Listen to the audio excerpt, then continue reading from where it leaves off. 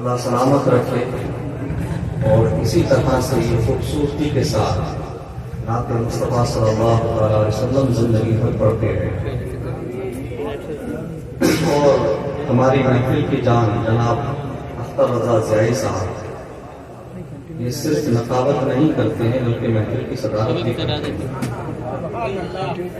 اللہ عمر میں برکت عطا فرمائے۔ ہمارے تشریف رکھتے ہیں اور شاید میں غلط نہیں ہوں، میری آپ سے دوسری ملاقات ہے، یاد ہے بھی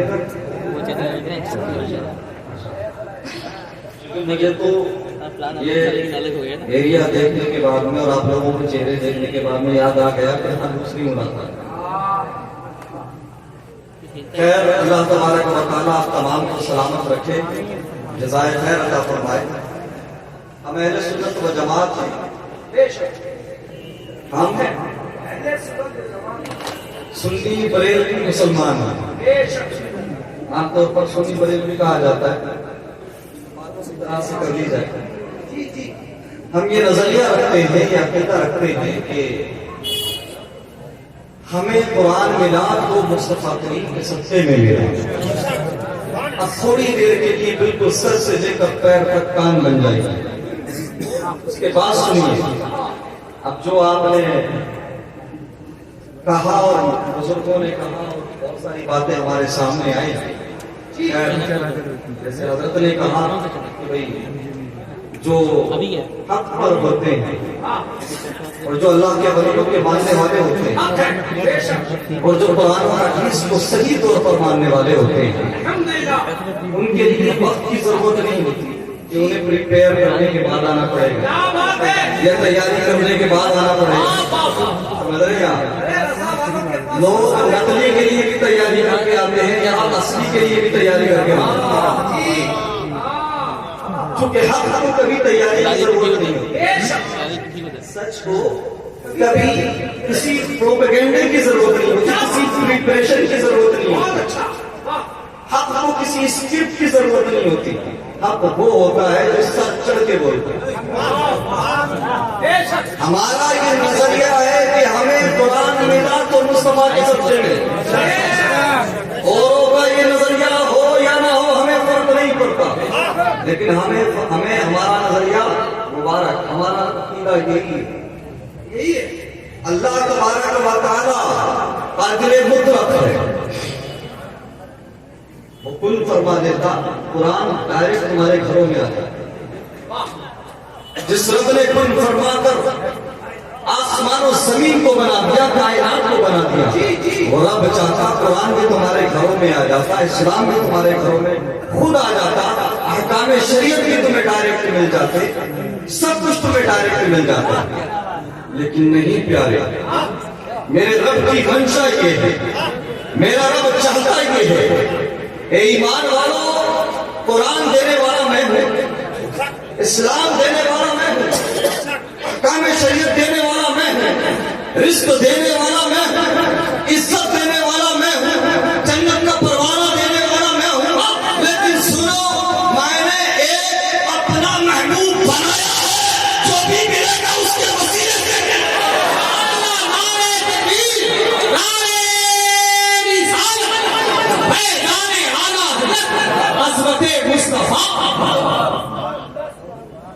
سچ ہو تو تعین کرے، علماء کو عزتیں ملی پیارے نبی کے صدقے میں، زندہ دفن ہونے والی بچیوں کو جینے کا ادھیکار ملا تو پیارے نبی کے صدقے میں۔ شرم نہیں آتی اپنی طرح کہتے،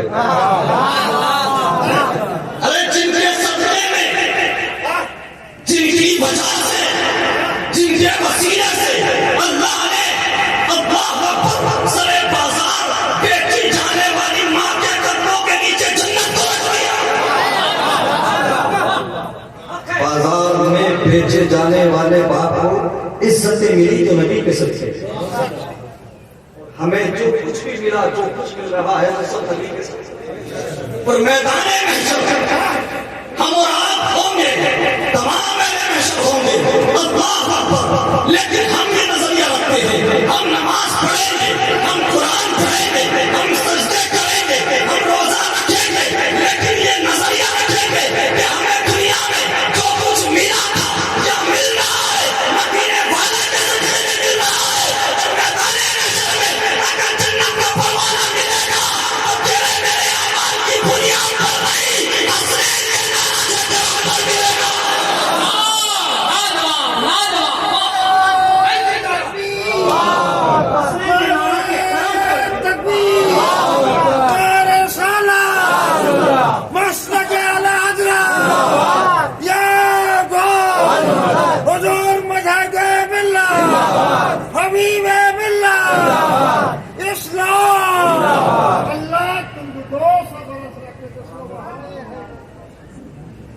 مصطفیٰ کریم صلی اللہ علیہ وسلم کے پیارے دیوانوں، میں آپ سے سنجیدہ گفتگو کروں. ہو سکتا ہے کہ میرے انداز میں آپ کو شدت نظر آئے، لیکن اگر بات سچی ہو تو قبول کر کے جائیں اور دل کی تختی پر لکھ کر لے جائیں. اور اگر بات سچی نہ ہو تو الحمدللہ پہلے بھی آتے رہے ہیں، آگے بھی آتے رہیں گے. اگر آپ کو یہ لگتا ہے کہ ہم اہل سنت و جماعت سے وابستہ لوگ اگر بات غلط کرتے ہیں، دعویٰ غلط کرتے ہیں، تو تمہیں میدان میں ثابت کرنا ہوگا، دلیل دینی ہوگی. میرے مصطفیٰ کریم صلی اللہ علیہ وسلم کے پیارے دیوانوں، آج میں آپ کو بتانا چاہتا ہوں، میرا رب یہ جانتا ہے کون جہنمی ہے کون جنتی ہے. رب کو سب معلوم ہے، رب کو سب کا پتا ہے. اللہ اکبر، اللہ اکبر. میدان محشر میں ڈائریکٹ حکم مل جاتا کہ جنتیوں کو جنت میں ڈال دیا جائے، جہنمیوں کو جہنم میں ڈال دیا جائے. لیکن سنو، بریلی سے اعلان ہوتا ہے فقط اتنا سبب ہے بس میں محشر کا کہ ان کی شان محبوبی دکھائی جانے والی ہے. واہ واہ، نعرے تکبیر، نعرے رسالت، عظمت مصطفیٰ، شفاعت مصطفیٰ. آج پیمانہ لے کر ناپتے رہو، آج حساب لگاتے رہو، آج اس نبی پر تنقید کرتے رہو جس نبی کا کلمہ پڑھتے ہو. میدان محشر ہوگا، ہم بھی ہوں گے، تم بھی ہوں گے، تمام لوگ ہوں گے. وہ بھی ہوں گے جو نہیں مانتے تھے، وہ بھی ہوں گے جو پیمانہ لے کر ناپتے تھے.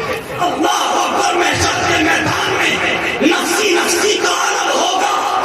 سب ایک دوسرے کے پاس بھیجیں گے، کہیں اور چلے جاؤ، کسی اور کے پاس چلے جاؤ، کوئی پوچھنے والا نہیں ہوگا.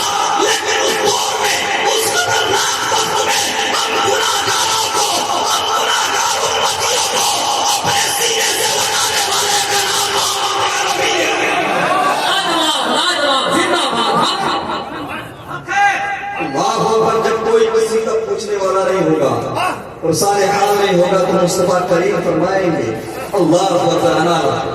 اسی کے لیے شفاعت کرنے کے لیے اللہ اکبر. میرے مصطفیٰ کریم صلی اللہ علیہ وسلم کے پیارے دیوان جس کے پاس بھی جائیں گے اہل محشر اذهبوا الى غيري، اذهبوا الى غيري. اللہ اکبر. کسی اور کے پاس جاؤ، کسی غیر کے پاس جاؤ، لیکن انا رہا کی صلاح کہاں سے آئے گی؟ اللہ اکبر. جب میرے مصطفیٰ کریم صلی اللہ علیہ وسلم اپنے امتیوں کو دیکھیں گے اللہ اکبر، میرے آقا کریم صلی اللہ علیہ وسلم رب کی عطا سے، رب کے فضل سے جس کو چاہیں گے جنت کا پروانہ دیں گے. میرے مصطفیٰ کریم صلی اللہ علیہ وسلم کے پیارے دیوانوں، بہرحال یہ تقریب کی لمبی ہوتی جا رہی ہے. درود شریف پڑھ لیں جس کے صدقے میں ہمیں سب کچھ ملا. اس پیارے نبی پر محبت کے ساتھ درود پاک پڑھیں.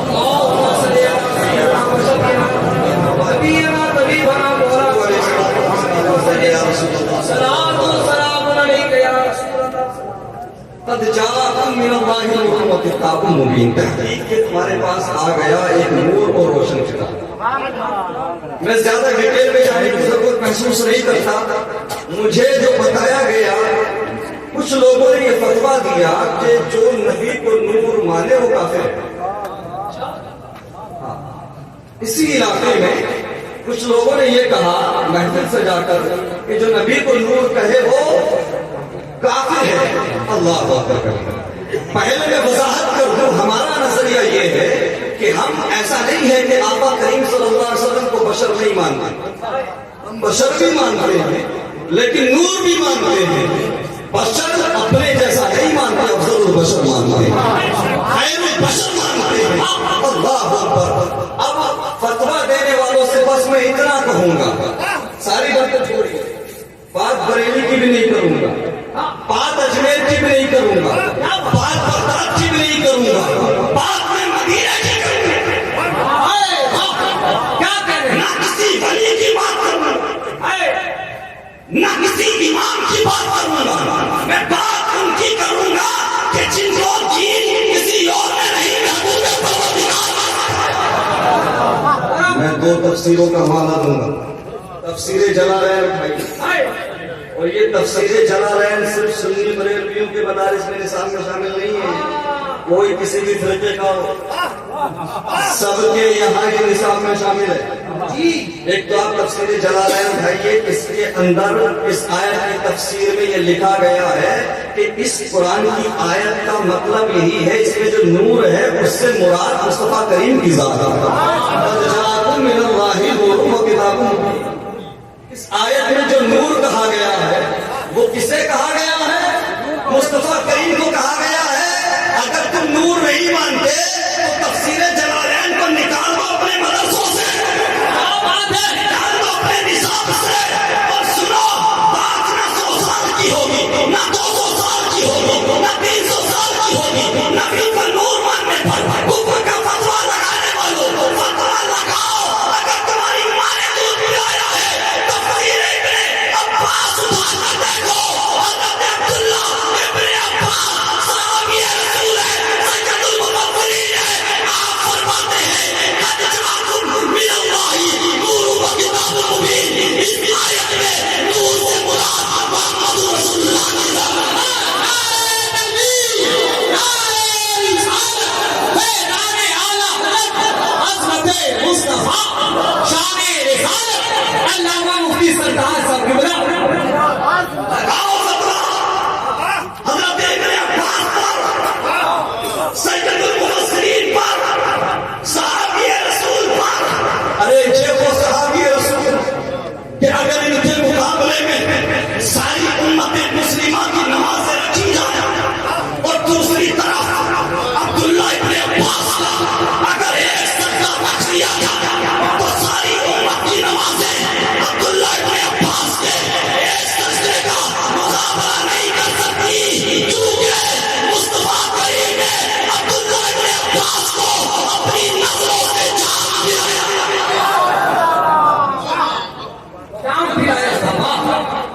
میرے مصطفیٰ کریم صلی اللہ تعالی وسلم کے پیارے دیوانوں، بات کو سمجھو، ہم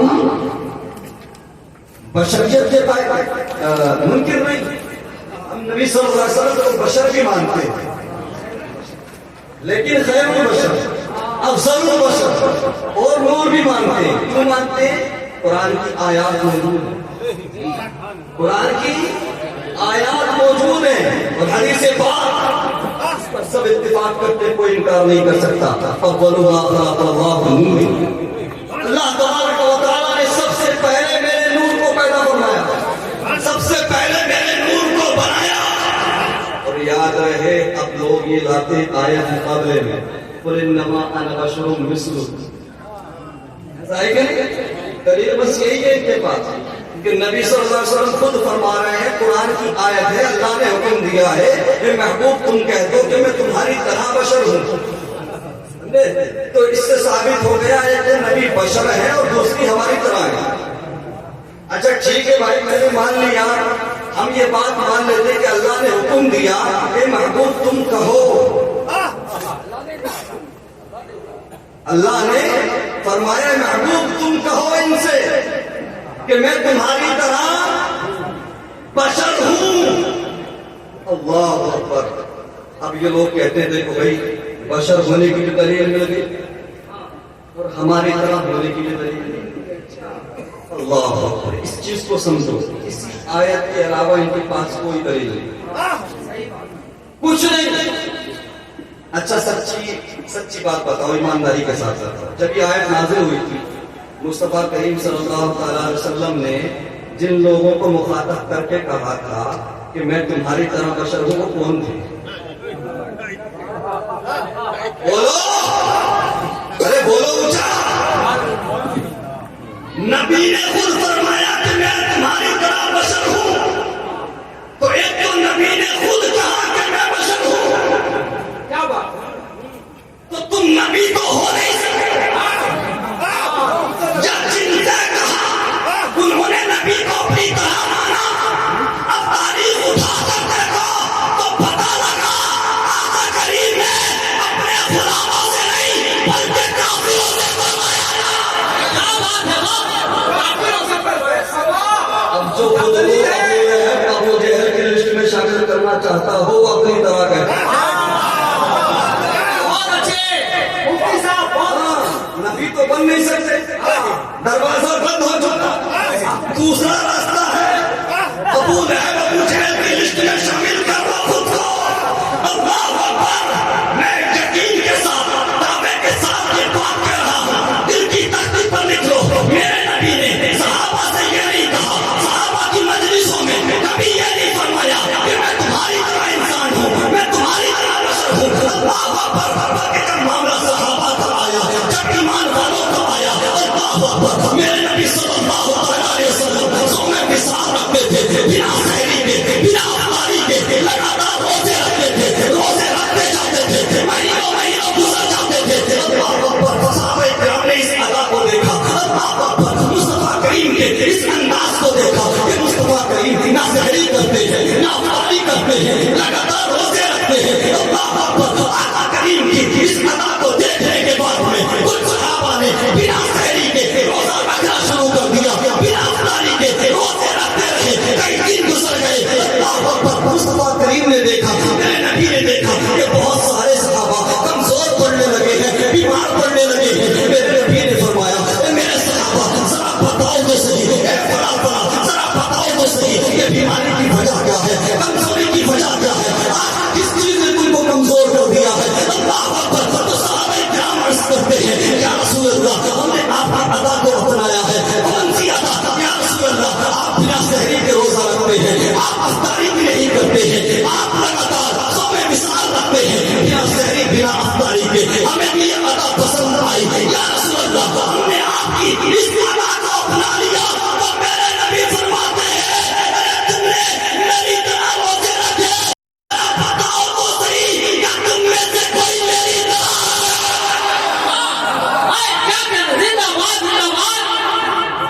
नए नात और मुशायरे के लिए MJ मीडिया न्यूज़ को सब्सक्राइब करें और इस बेल आइकन को दबाएं ताकि वीडियोस देख सकें आप सबसे पहले।